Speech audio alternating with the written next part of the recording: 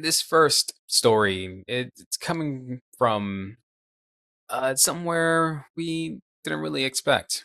You know, I'm losing my train of thought because sometimes things happen, whether it be from the comfort of our own homes, and sometimes things happen in the middle of the ocean.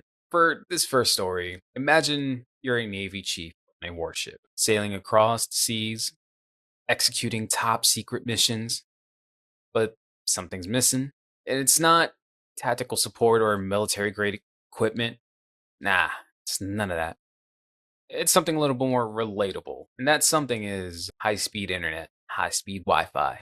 That's right. Today, this first story, it's a true story of a Navy chief who decided to take it upon herself to build a secret Starlink network on a warship, all because she just wanted better Wi Fi.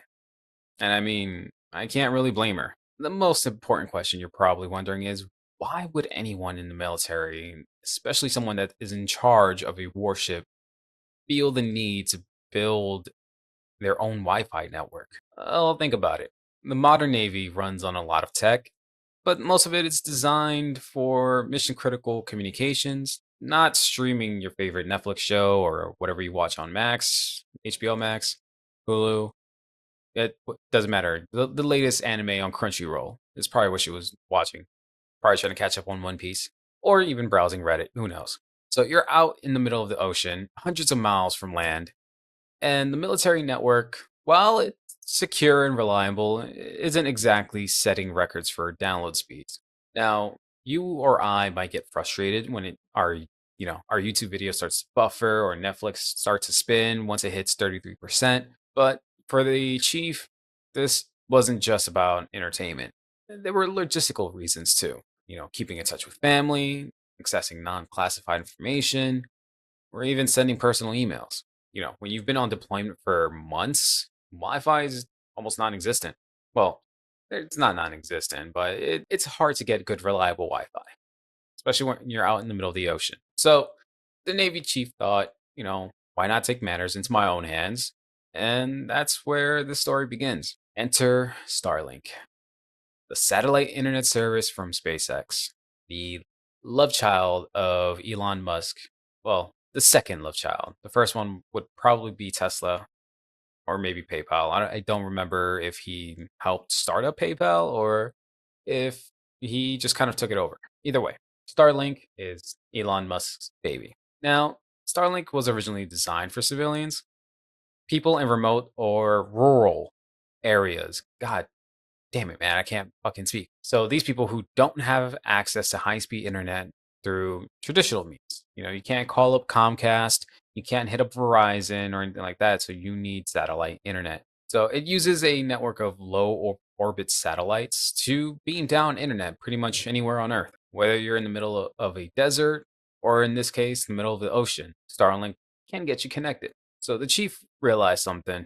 Why limit Starlink to people with farms and mountaintop cabins if it works for a rancher out in Montana who's just trying to stream the latest Post Malone out? Surely it can handle a nuclear powered warship. Are they nuclear powered? I don't know. I'm gonna say that nuclear powered because it's the military. They probably are. I don't know. I should probably refer to my friends who've actually been on some of these warships and or stepbrother. The chief decided, let's put this bad boy on the warship.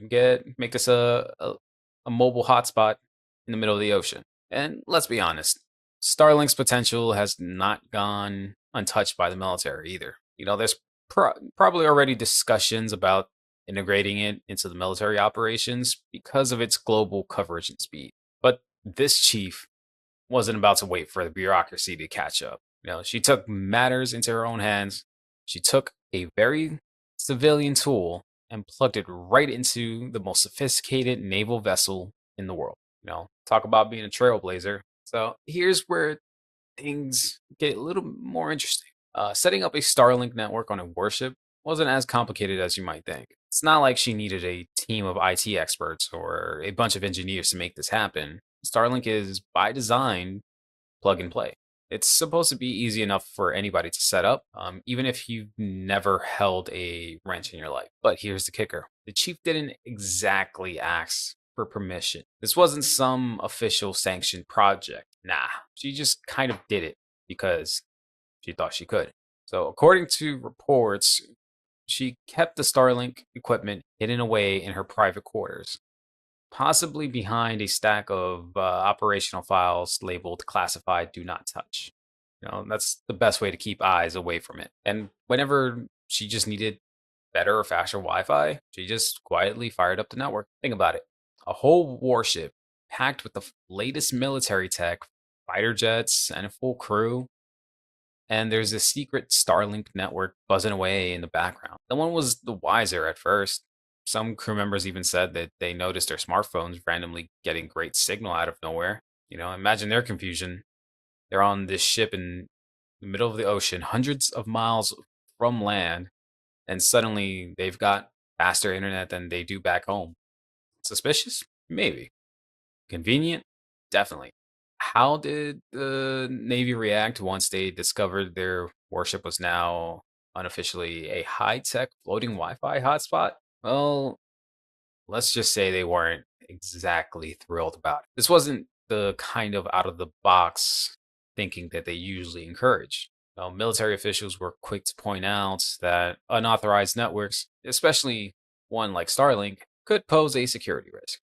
Even though Starlink is secure for civilian use, it's not built to handle the kind of classified information that the military deals with. Mixing civilian tech with military hardware is a bit like putting a turbocharger on a lawnmower.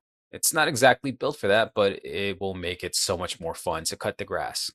In their official statement, the Navy made it clear that setting up an unsanctioned network on a warship compromises the integrity of secure military communications. But the chief's network didn't touch the classified side of things.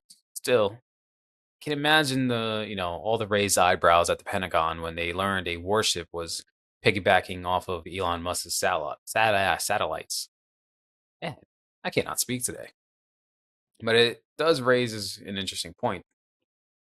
What this Navy chief did wasn't just about setting up Wi-Fi for convenience. She demonstrated the potential for satellite networks like Starlink to be integrated into environments where traditional internet infrastructure just doesn't work. Whether she realized it or not, she might have given the military a glimpse into the future of communications.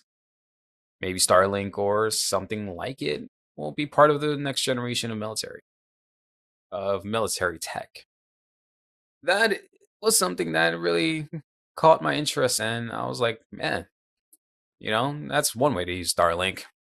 So maybe she'll get in trouble, maybe she won't, but one thing's for sure, she's a bit of a legend now, both on her ship and on the internet. So the next time you complain about slow Wi-Fi in your office or at home, just remember, there's a Navy chief out there probably still streaming Netflix on the high seas, laughing at your buffering issues.